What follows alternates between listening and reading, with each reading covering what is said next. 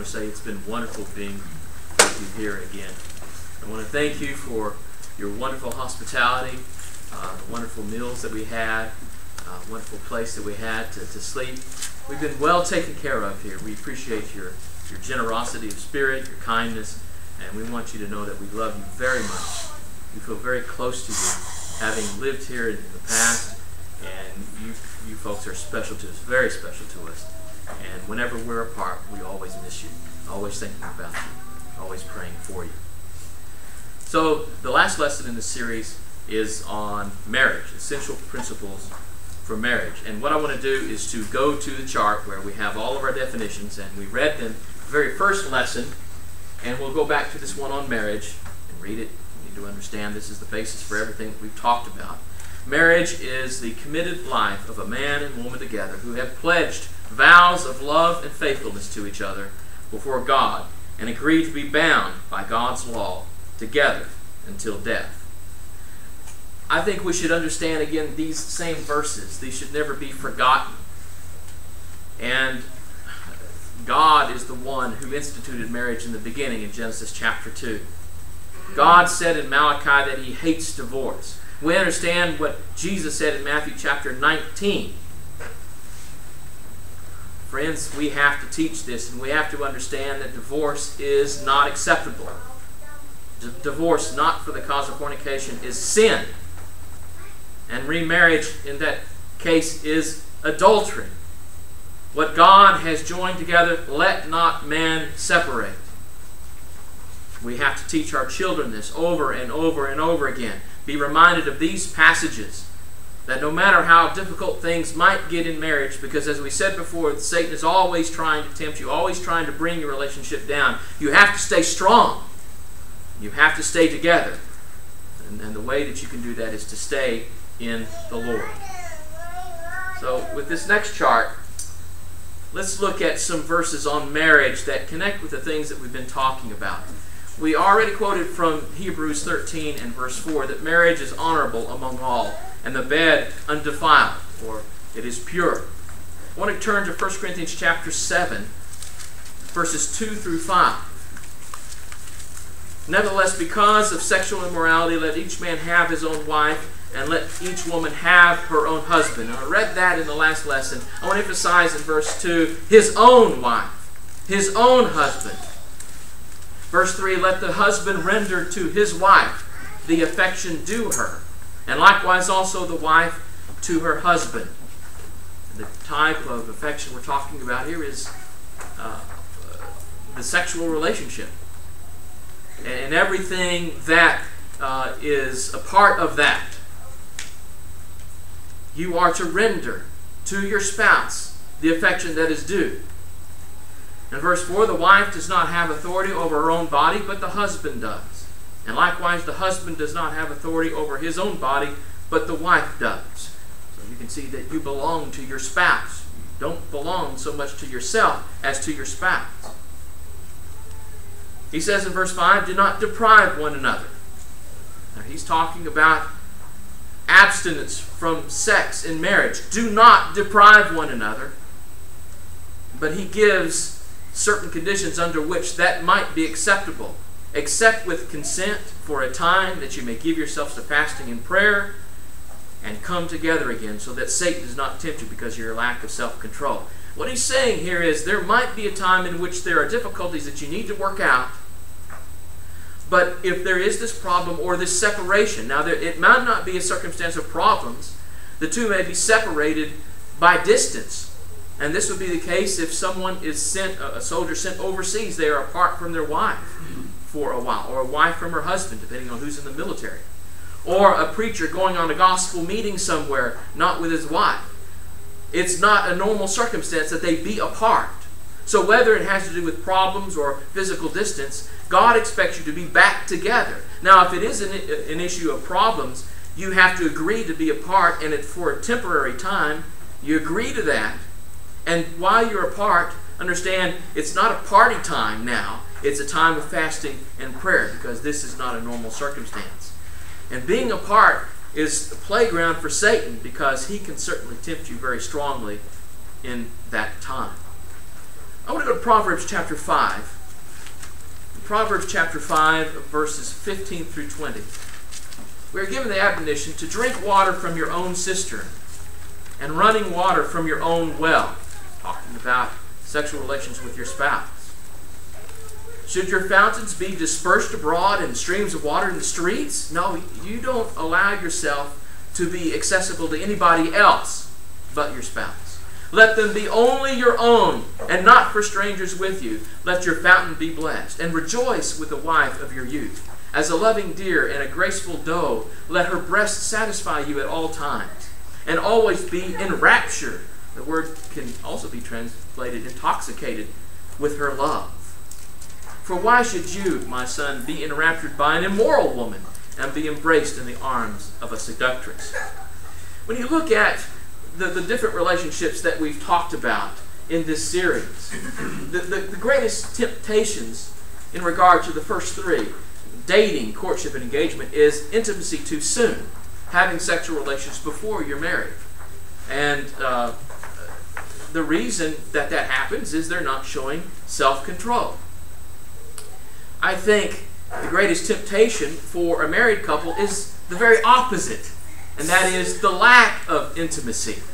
And notice how Satan works. He tries to get you in bed too soon, and when you're married and everything is free and open for you to express yourself sexually, he wants you not to do it. He wants to discourage you. He wants there to be a wall between you. And the reasons that there is a lack of intimacy many times is because the relationship has become passive. There is neglect that is there.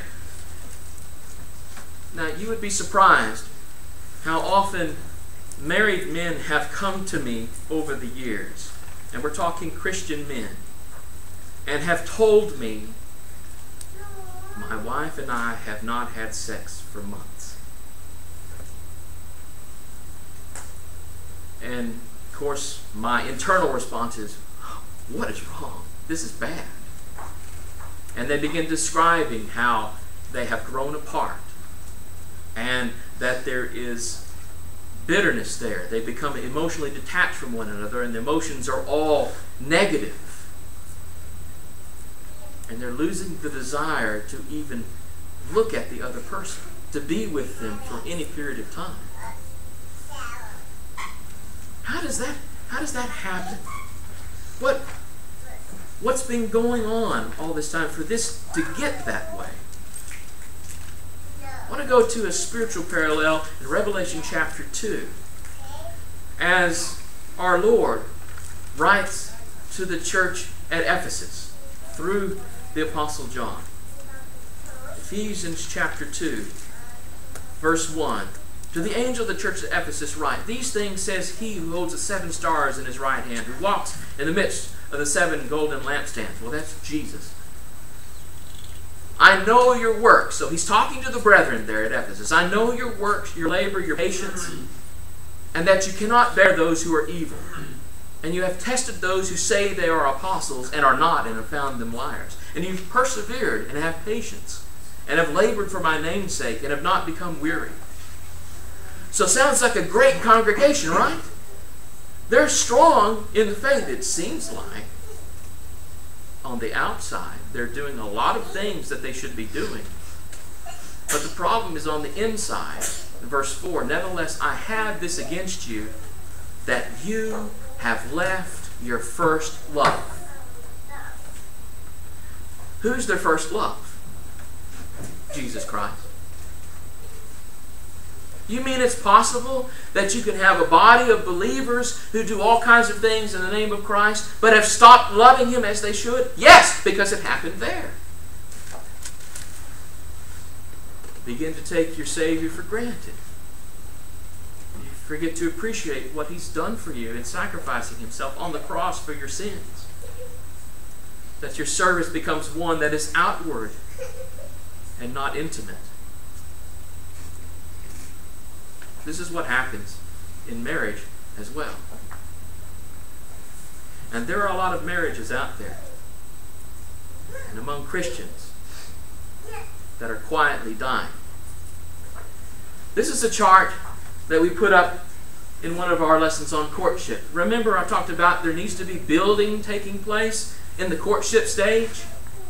You have to build a relationship together. You build the friendship. You build the trust. You build the respect and honor. You become of one mind. And as we said, in the courtship stage, if there's no building going on, that relationship is not worth continuing. But that building must continue throughout marriage. It must never end. You must always build. And this is what I want you to remember this morning, if you remember nothing else from this lesson, and that is marriage takes work. And that is what in this lesson we're going to highlight, circle, put arrows to and stars beside. Understand, marriage takes work. And too many people are entering marriage thinking it's going to take care of itself. All right, we've done all that we're supposed to do up to marriage. Now we're married. Now we're just going to glide. We're just going to coast in this relationship. It doesn't work that way. It doesn't work.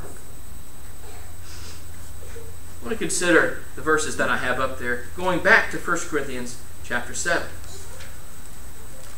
1 Corinthians chapter 7 and verse 34. There's a difference between a wife and a virgin. The unmarried woman cares about the things of the Lord, that she may be holy both in body and in spirit. So here he's talking about the advantage of being single. And I want to understand that through this series, if you're a single person and you're not interested in getting married, that's great, because you can devote more of your time to serving God. You have more free time. But she who is married cares about the things of the world, how she may please her husband. That's her obligation, and she's to be spending time doing that. All right, women, is that what you're doing in your marriage relationship? Are you caring about how to please your husband from day to day? Paul says that's what you should be doing. That's what your time needs to involve. All right, guys, Ephesians 5. Right? Seems like we're going to 1 Corinthians 7 and Ephesians 5 a lot today.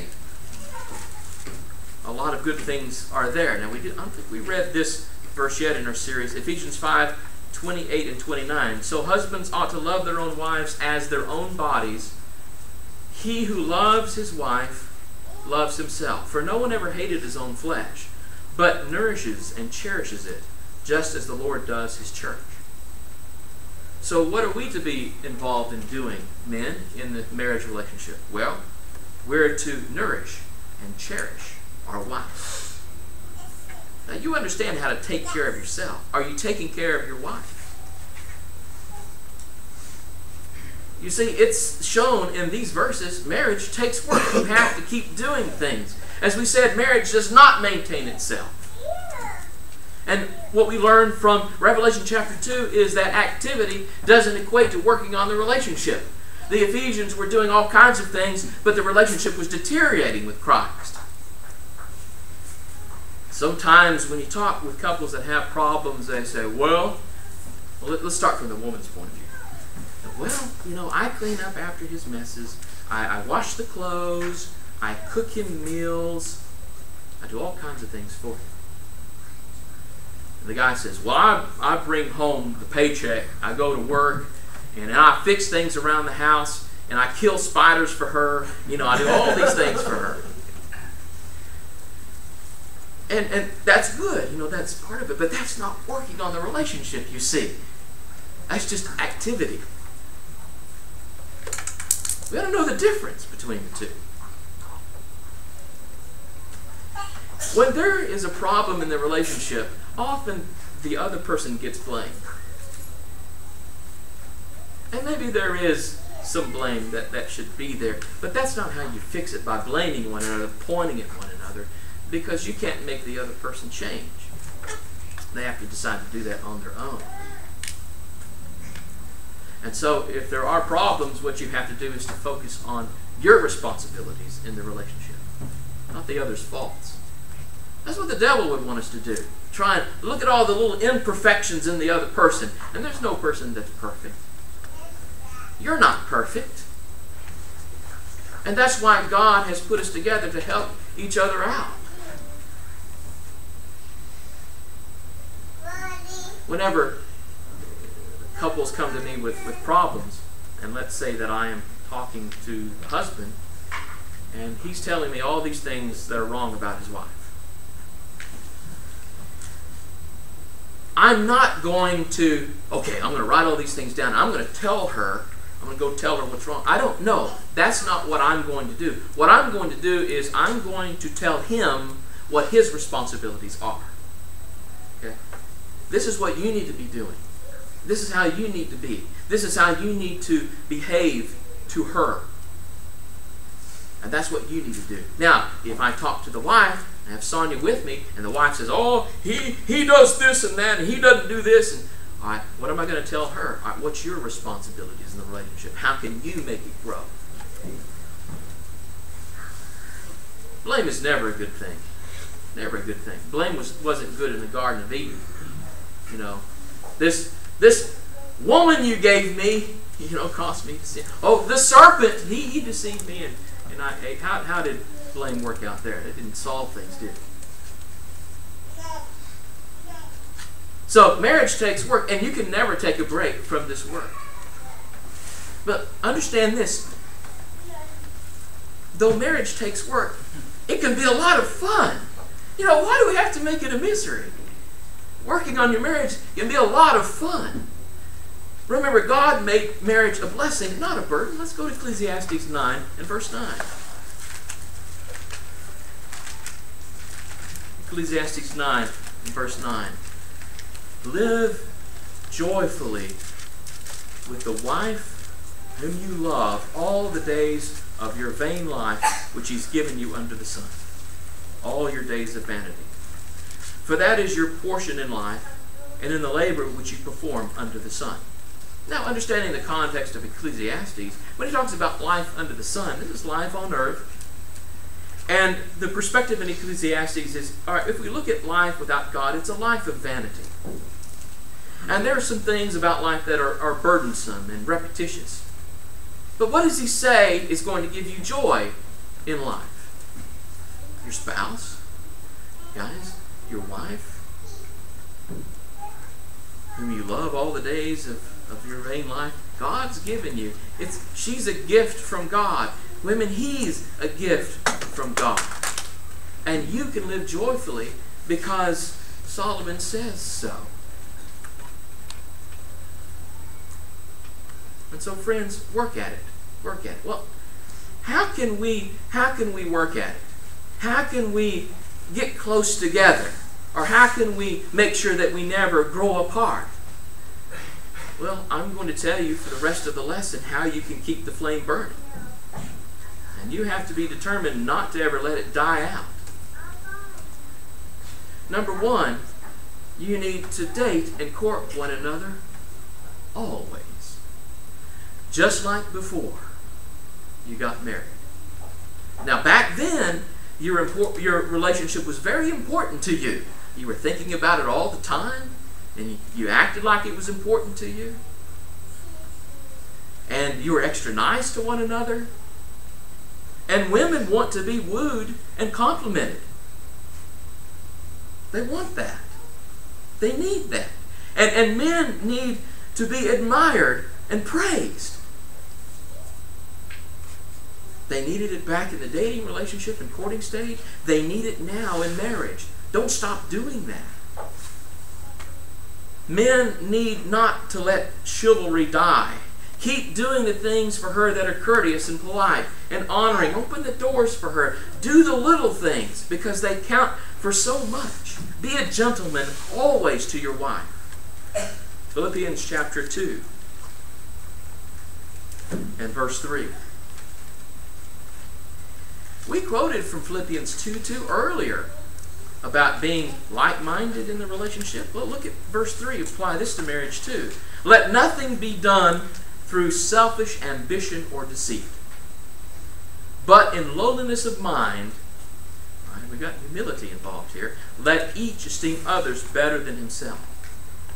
Now that's to be applied as far as how you approach, how you look at other brethren. Do it to your spouse. Esteem your spouse better than yourself. Be a servant to them. And let nothing be done in your relationship from selfishness, conceit, or ambition. So men, take the lead in being courteous. And women, you need to let him do those things. You need to let him be a gentleman. Don't say, you don't have to open the door for me. You don't have to. No, let him do those things and enjoy that he wants to honor you. God made him to do those things for you.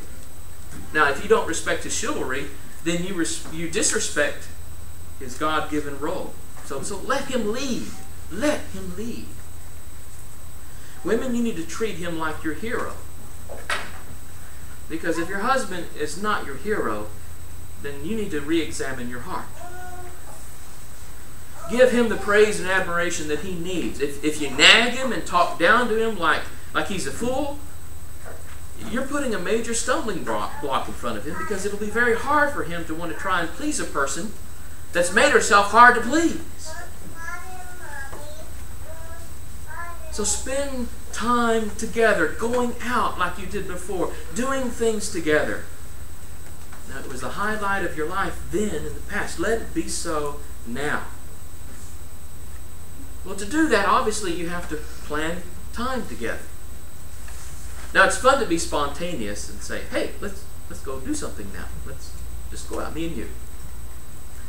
It's also fun to plan and look forward to a nice night out together, out for dinner or movie or whatever you like to do, or stay somewhere overnight somewhere. But plan your dates on the calendar. We're going to do this on this day, and stick to your plans.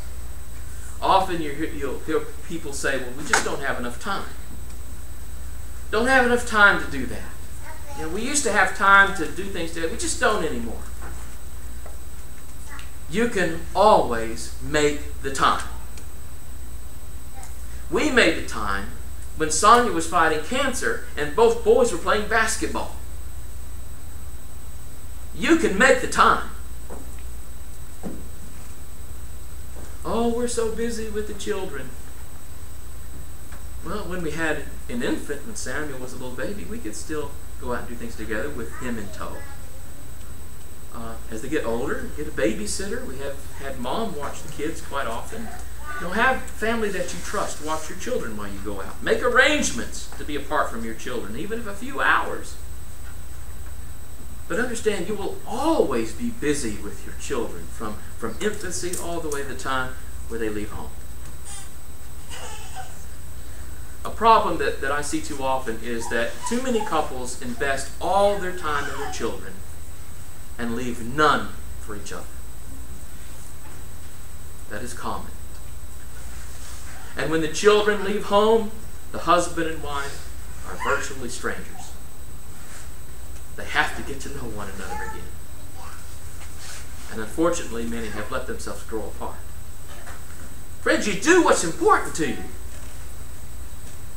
If when you were dating, you said, well, I don't have enough time to date. Well, you would have never gotten married, would you?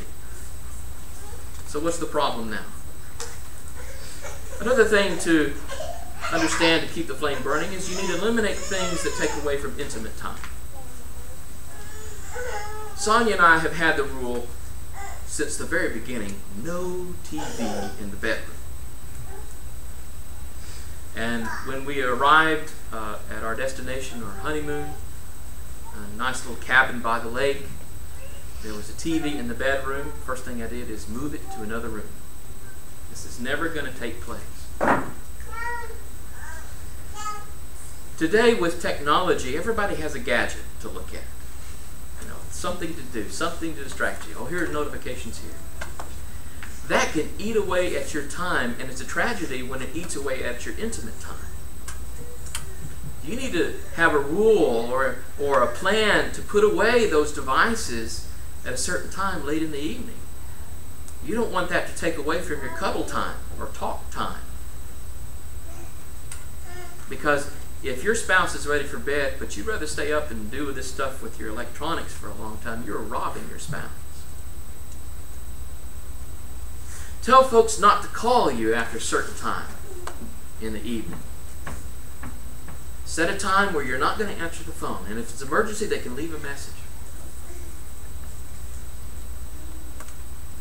And please, most nights go to bed together at the same time. Don't be married to the TV or whatever else artificially takes up that precious time. To keep the flame burning, compliment and express thankfulness to each other habitually. That's much nicer to hear instead of complaining all the time. Make sure that when you talk to them, your words are words of grace and kindness. When Mom knew that I was preparing lessons on this, she said, tell the people it's the little things that count for a lot. And that's what I'm saying to you now. The little things count for so much. Leave little notes to one another. That's nice. Or you call them if they're at work or wherever. I'm thinking of you. The little things mean a great deal. There's one time in which I was flying to preach in a meeting and would be apart from Sonia for a week, and she wrote a sexy little note and put in my suitcase. Now, it just so happened that when I went through airport security, that they flagged me and searched my bag, and the airport guy found the note before I even knew it was in there. He said, somebody likes you. But I appreciated the thought. It meant a lot. Flowers are a big thing. You give your wife a bouquet of dozen roses. That's a big thing. And that's nice sometimes. But women want tenderness from you first. You know, those flowers cannot take the place of tenderness. They'll never take the place of tenderness. You give her the flowers, but you're not tender. That makes the giving of flowers shallow.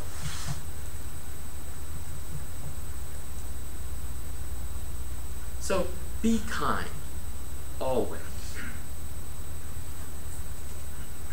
Another point, provide stability and reassurance for your spouse. Show them and tell them that you love them. Now, that's what brethren need from each other, doesn't it? We need to hear that between each other, that we love each other. Why is it that it's so hard for some people to tell their spouse that they love them? I've heard women complain, he never says that he loves me, he never tells me. He says, well, I did on our wedding day. I wouldn't have married you if I didn't love you. There was a couple years ago that was her main problem. He would never say he loved her under any circumstance. And she needed that reassurance. It's not that she was insecure. You just need to hear that from time to time. Well, he came from a family that it was very difficult for them to show affection. And I'm going to be really personal here about the history of my family, on my dad's side of the family. My dad grew up in a home in which affection wasn't shown very much at all. And I asked my aunt about that, and she said, yeah, that's the way that it was. And apparently, when my grandparents were young and had their first baby, the baby died not long after it was born, and it just crushed my grandmother. That she had poured out all this emotion toward this child, and the child was gone. And so when the next child came along, which was my dad, she kind of withheld some of the affection to try and insulate herself from being hurt so bad in case he dies too. And so there is my dad and my aunt and my uncle grew up in a household in which there wasn't much hugging going on. There wasn't any affirmation of affection that I love you. And as I grew up, I sensed that about my dad. He was very uncomfortable when it came to emotional things, and talking about them and expressing his love. And I saw that, and I saw how that affected my parents' relationship. And I decided very early, I'm not going to be that way. I'm going to be open. I'm going to tell my spouse I love her all the time. And often I would tell Dad, I love you, Dad. I love you, Dad. Now, it was a long time before he would respond to that. And For a while, he would say, big bear hug. That was his way. I knew he loved me, you know. I knew he loved me. But in the years that he was here, before he died, he finally would reply, I love you too. Now, that was a big step for him. But friends, don't wait until you're 70 to be able to say that.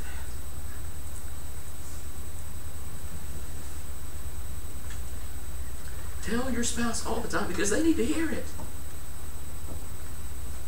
And that continual boost and reassurance goes a long way into keeping the flame burning. Now, something else. Well, that was the point there. Provide stability and reassurance for your spouse. Let me go to the next one. Reminisce together often. This is helpful. Get the picture album out now. Now these days it's digital photos, so you don't get the album out. You get on the computer and look at the photos or the TV. Look at the photos or videos of the wedding, things that you did together. Relive those precious times and memories. Remember the joy of your wedding day, the honeymoon in those first years. Sometimes couples forget how much they've invested in each other emotionally. How much they're linked to on so many levels. Reminisce often. All right? The next point is to keep communication open, righteous, and intimate. Now, we talked about the 7 levels of intimacy, and that doesn't stop after the courting or engagement stage. That continues. You have to keep communicating on the deepest level, always, otherwise the relationship will get stale. Believe me, there are still deep feelings to share.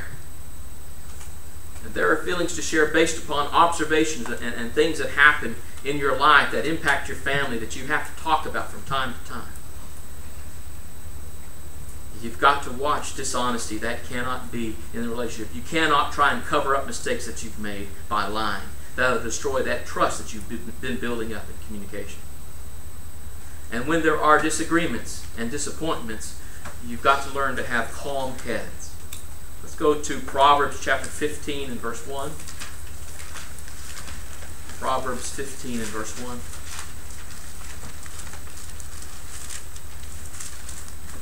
A soft answer turns away wrath, but a harsh word stirs up anger. Your words and the manner of your words can make a difference in dealing with difficult situations. Because the situation spoken of is one of difficulty. It requires a soft answer. Don't raise your voice to one another, ever. And don't use words that hurt. Proverbs chapter 20 and verse 3. It is honorable for a man to stop striving. The King James says to cease from strife, since any fool can start a quarrel. And if you're quarrelsome, what does that first say that you are? Rather take the other side of it. Be honorable. And stop being a source of strife or one that continues it. All right, there's be honest, be calm. All right, I forgot I had these sub-points, but you've heard these already. All right, let's go on. You have to exercise forgiveness and mercy, just like our Lord has. Now, your spouse is an imperfect person, just like you. Now, we have to understand that only Jesus is perfect. And thus, you will make mistakes. You will make mistakes in the relationship. And so there has to be mercy. There has to be forgiveness. Let's read a few verses on that. Matthew chapter 6, verses 14 and 15. For if you, now Jesus is speaking now, for if you forgive men their trespasses, your heavenly Father will also forgive you. But if you do not forgive men their trespasses, neither will your Father forgive your trespasses. Your relationship with God is at stake if you can't forgive your spouse.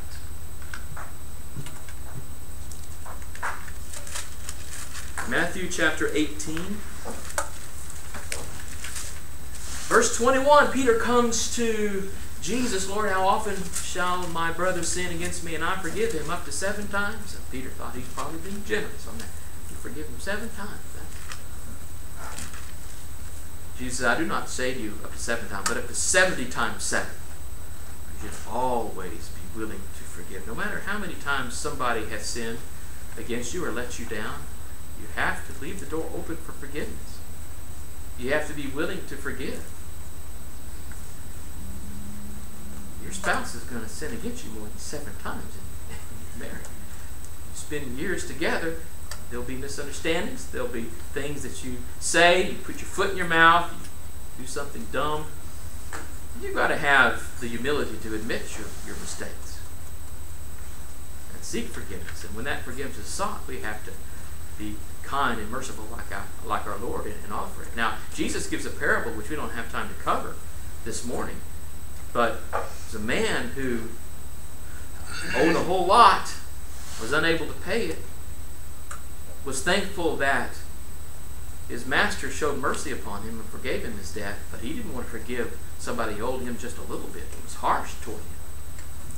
Sometimes that's the way we are. We really badly want to be forgiven, but when somebody goes and does something against us, we're going to hold it against them forever.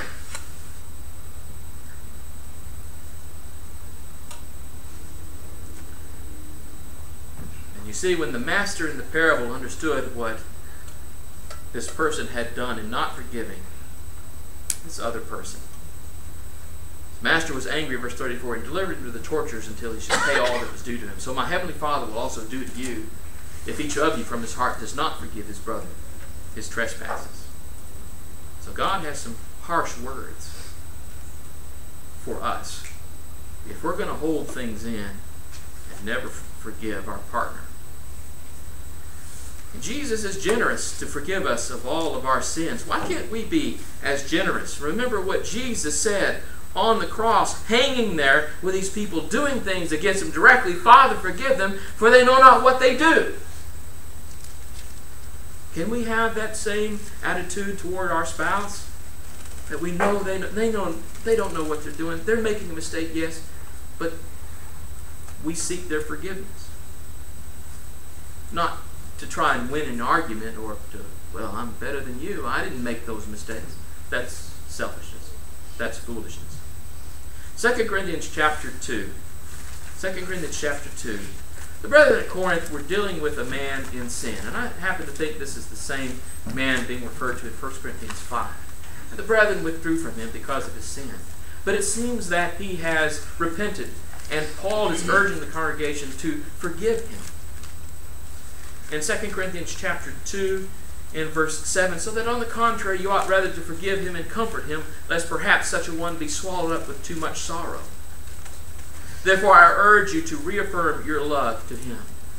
So here is how we forgive other people. We openly and willingly forgive them. We reaffirm our love to them. And you see, when our spouse has made a mistake, they need our support. They need our love. They need our patience. They need our prayers. They need our forgiveness.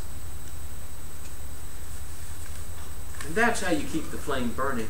You don't let an offense destroy your marriage. You work through it and get past it, because forgiveness allows you to do so. Keep God at the forefront of your relationship. How many times have you heard that the past 2 days?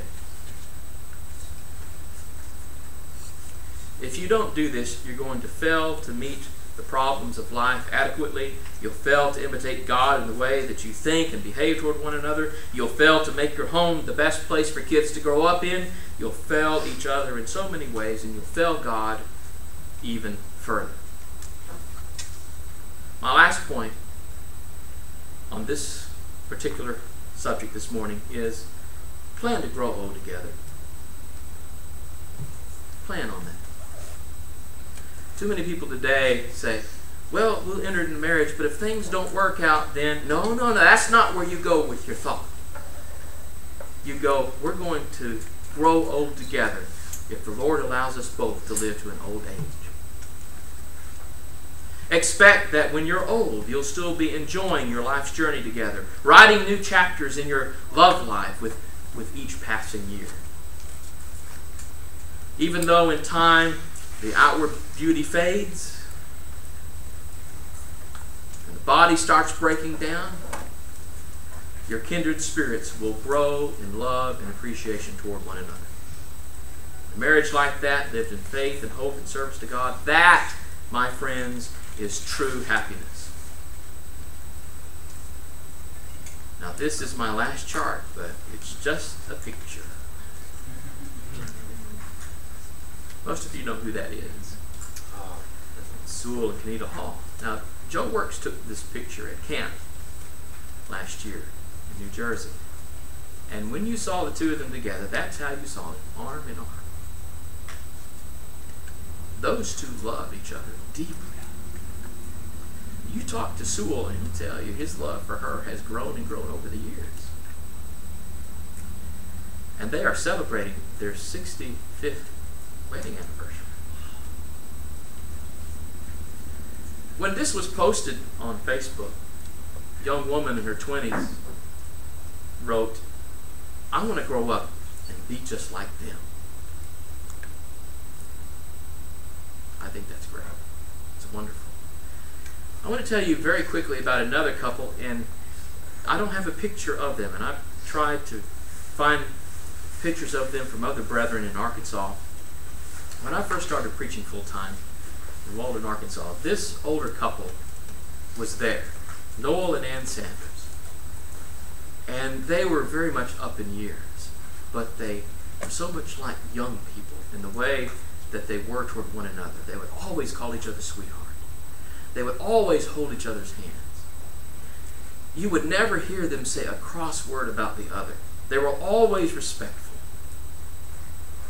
They frequently told others how grateful they were to have each other. And they always looked for opportunities to praise the other.